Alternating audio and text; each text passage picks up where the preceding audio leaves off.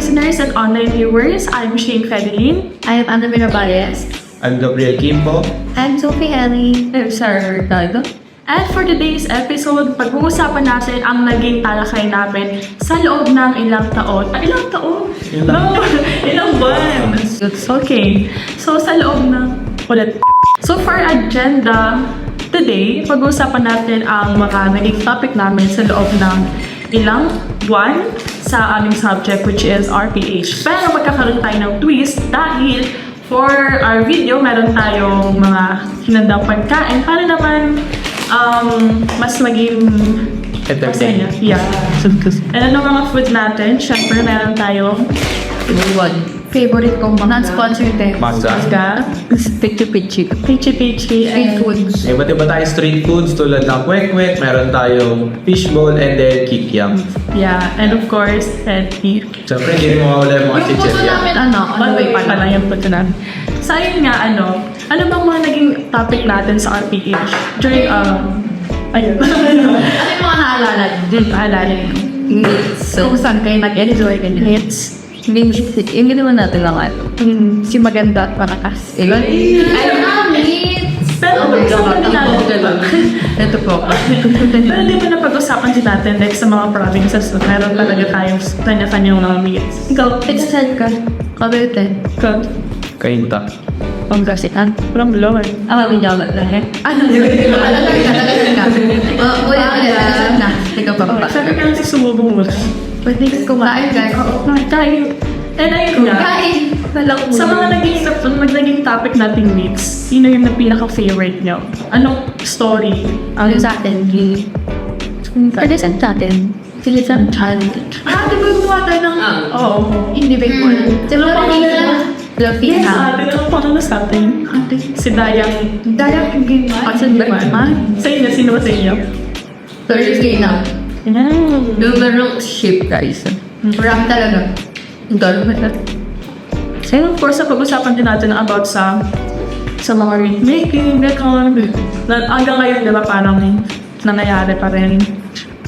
And, isa pa, ikaw Gab, anong naalala mo? Mostly yung pumasok lang sa akin na memory sa RPH, yung about yun nga sa mga ethics. Actually, parang first time ko lang na clarity na Sorry, P. yung clarity nga na binigay ni Sir Lon sa atin na yun, epic. Kala mo kasi siya pag tinignan mo siya, parang story lang siya na dati. Pero yun nga, pwede mo siyang i-apply kahit saan. Kasi parang pag narinig mo yun, si Malakas at si Maganda, parang alam ko na yan, alam ko na yung story na yan. Pero parang ano siya, somehow nagiging versatile siya na kahit saan pwede mo siyang ma-apply pa ngayon and then sa magiging future. So, ang galing nila, nagkaroon ako ng parang new perspective about epic. Perfect. How about you? Ano sabi mo naman? Di ba old photographs din? Ano sabi mo sa old photographs? Forgot lang. That changed my perspective about cameras and before. Sabi ka, di ba kasi nagkaroon tayo ng assessments for photo? And yung time mismo yung kumuha ng mga picture.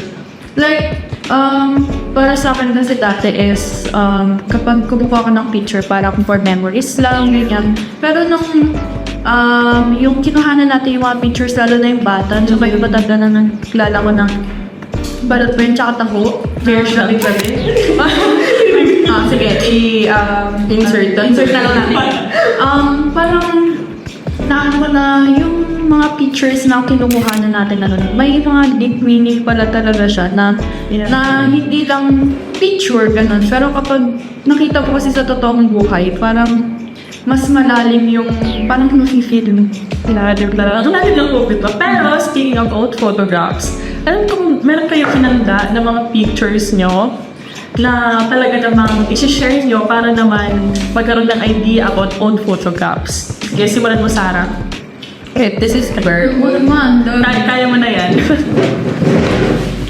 Grabe, Ayaw. kita. Ayaw, okay. Insert na lang yan. Naka-insert na lang. Pero ito yung picture ko. Mga umiiyak ako yan before yung picture lang. Kasi yung picture na yun is ginupit ko yung buhok ko. Hindi siya bantay guys, figure out.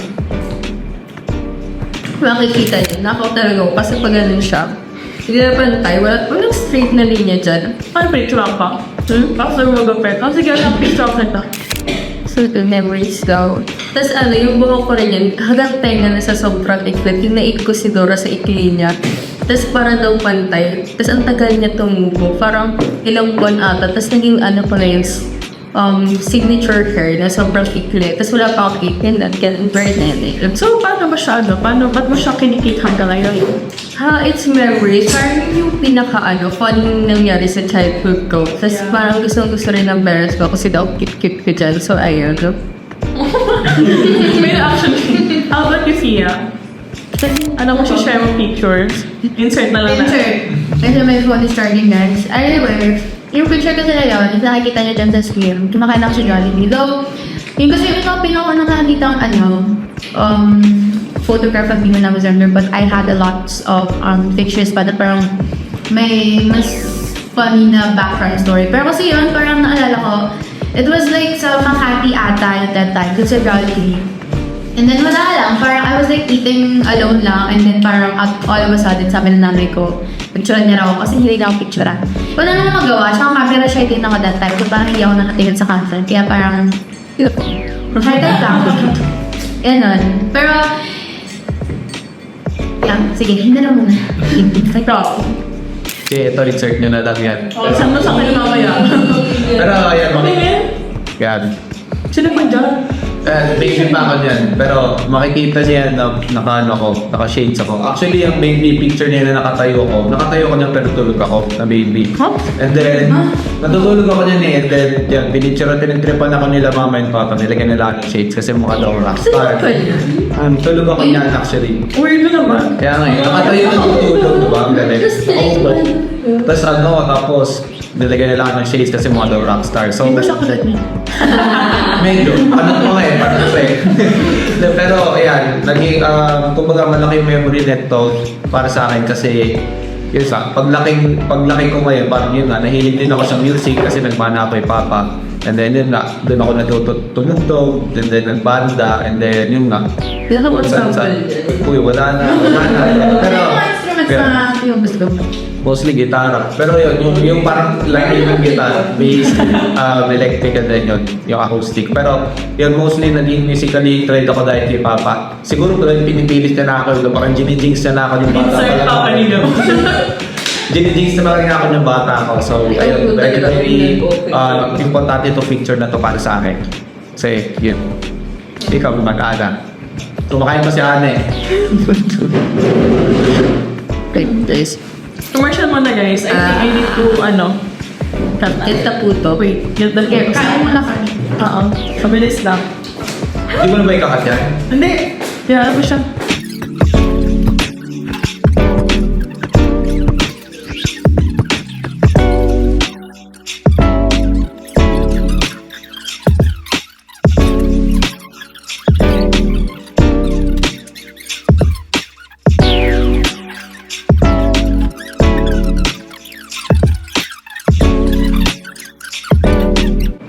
Mama na ba ako? Nandiyan yun na. Insert niya na lang yung picture niya. So, di ba? Parang kahapon yun. Kung nasan kami nung lolo ko na yan, buhay pa rin ang puno na yan na yan. Mga, ito, si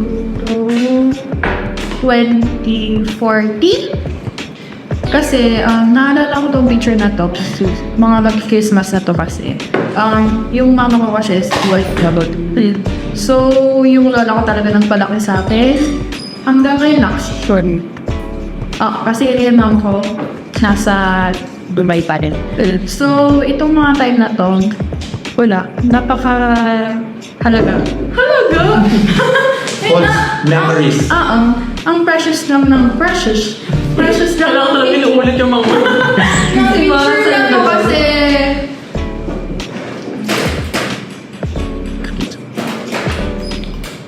Sige, kung patayin kami. Nasa pinag-from kami, tapos bawang nag-event kami. So, Alex said, But my friends, mas naging memorable sa'yo. It's like, sige ka na. So, memorable tong picture na to kasi since mga 8 years old, lola ko na yung nagpalaki sa akin. Parang siya na yung tumayong nanay ko talaga dito.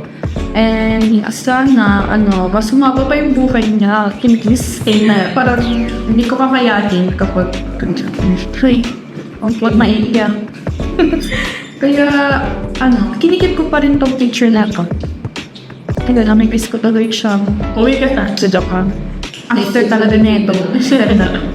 Sa akin, eto, just insert na lang. Basta, laging parang memorable to sa akin kasi, ano tawag dito, parang sinasabi ko sa akin, parang ang sinasabi sa akin ng parents, parang bata pa lang bida-bida talaga.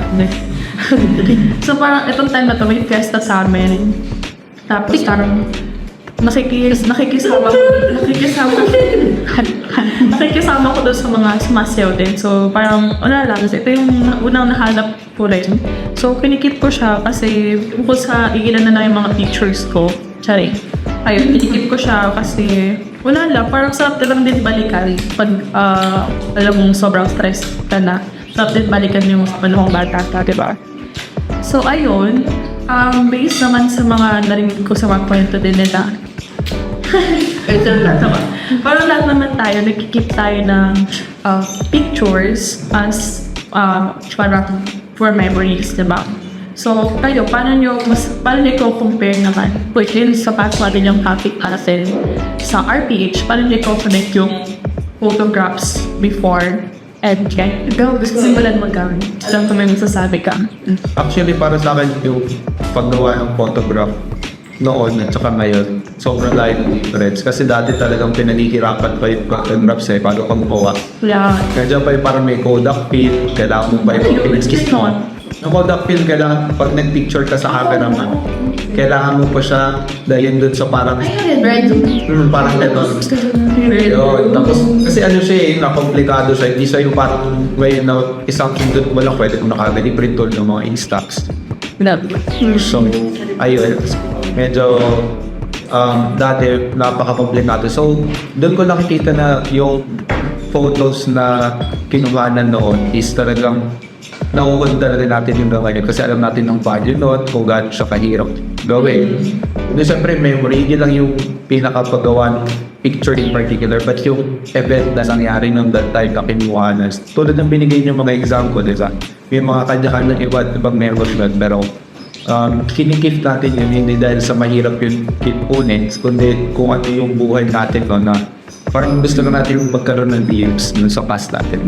Pero there's ano yung nasapit din natin to, yung kay Pili ng ang bakalan yung worst sister, pero yun, yung power sister. Worst sister. And pero ayun nga, diba, kung paano siya mag-take ng mga teachers sa before, more on like, ginagawa niya instead subject, diba, ganyan. Pero ngayon, diba, hindi na siya ganun. Parang, hindi na siya parang mag-compare ng dalawa na warning niya para ipakita na ay ganito. More on memories na talaga na yun, which is yun yung naging resulta siguro ng pag-improve ng globalization. Ayun. So, sabi niya pa doon? Ikaw naman. Diba? Ang parang sa reading this Philippine history. Okay. So, di ba pictures, like katulad yung sinabi ni Sir, is part of history. Pero, like Lola just said, hindi lahat ng nasa picture is totoo. Katulad ng example, may worst sorry po, yun lang. Na, it can be deceiving sometimes, especially, hindi natin alam yung context, like nakita mo sa case na ganito, ganyan, may statement na hindi naman pala sigurado. So, parang siguro sa lahat ng pictures na makikita natin, it siguro is try natin na tingnan yung history behind it, kung ano ba talaga totoo nangyari, para rin sa sake natin na hindi tayo nagkakaroon ng misinformation or anything, and aware tayo sa nangyayari. Kaya, that year, ano ba pa? Like talagang nintay kung nagsasabi ka Actually, same lang din naman kay Sarah. It's like about the perspective and such. And I think it kind of taught people nowadays how to look into into bigger picture. Yeah, like looking in a one-way perspective. Kasi I remember specifically, nagpakita ata si Sir ng pictures, historic pictures before. Yung tao, I forgot their name. Ano pangalan yun? Sino? Yung hindi na lang sa ibang bansa or ano. Oh, wait. Sa Zoom. Hindi ko alam sila. Yung sing nila. Pero anyway, that parang nung hindi pa ina-explain sa amin, nung hindi pa ina-explain sa amin yung Sir yung like, background behind it. Ako, sa akin, sarili ko, ay inisip ko, ano lang siya, like, parang, parang model side to something, parang pinapakita yung features or yung looks ng isang this type of country, gano'n. Pero yung parang, whether elaborate pa, in-explain yung pa yung like, history behind it, parang napawa ko na rin pa rin nangyari. So parang gano'n lang din yung up-and-down na ako actually, kasi kapag, yun nga, kahit sa mga balita, appreciate sa mga balita, kapag nakikita natin sa mga balita na pinabroadcast din, it's not always the truth or even 100% fact. Kasi, syempre pinipili lang din naman nila ako yung gusto nila ipakita sa Part filter. So, parang yun yung naging situation before. And that things still currently happening in today's generation. Yun, adding to yung sa statement lang siya. Parang pag inisip nyo kasi yung mga photographs, at the same time na paano kaya natin siyang palakihin, kaya rin natin siya palitin. Di ba sa pag nakita tayo ng photographs na personal na may memories tayo, parang lumalaki. Bumabalik tayo sa dati, ay ganito pala ako dati. Pero pag yung photographs na nakita natin is hindi na wala naman tayo any connection. Parang fraction of truth lang, di ba? So, parang yun din yung naalala ko habang nag-share kayo dito. Yung sa yung sa Taradis. Diba nag-post sila ng picture na parang ang lungkot ng lalaki. Parang na-alim mo siya, na-scout siya, na nagpatato siya, parang lungkot niya. Parang kung ikaw, ang dami talaga nadali nun kasi diba parang, uy, kawawa naman itong lalaki na to. Yung pala fraction ng truth lang siya, kasama pala siya dito, scam sa ibig. So, kung paano natin kaya malakihin yung mga photographs na bigyan natin sila ng buhay, kaya rin yung manipulahin ng mga tao. So, dapat careful tayo sa pag-digest kumbaga ng mga media na nakikita natin. So I think naman parang conclusion na yun sinabi niya na about school. Isa sa mga natutunan namin sa RPH. And it was a very, tawag dito, parang, ayun nga, like what she said, sobrang ang daming like na-realize na parang, ito pala, kung parang yung way before, medyo parang may, ano pa rin naman ngayon, pero naiisipin mo, yung mga photographs, parang siya parang doon nag-reflect kung ano talaga yung, ngayon, reality. But then, ayun nga, kailangan pa rin talaga na mapusising, alamin yung context or kung ano ba yung story behind every photo. And sad for back you. So, sila na naman daw siya. Practice what you preach and get it. So I think yun lang defeated. I think yun lang naman na pag-uusapan namin sa context ng old photographs. And ayun, I think pwede natin i-drop up. Alright, so that's it. Bye guys! Bye guys. Yung manood na next episode. See you on our next episode. Para siya wine. Don't forget to like and share. So that's it guys. Don't forget to Like, comment, share, Subscribe. And hit the notification button. See you guys! Bye! Bye sir. bye, sir. Parang sir.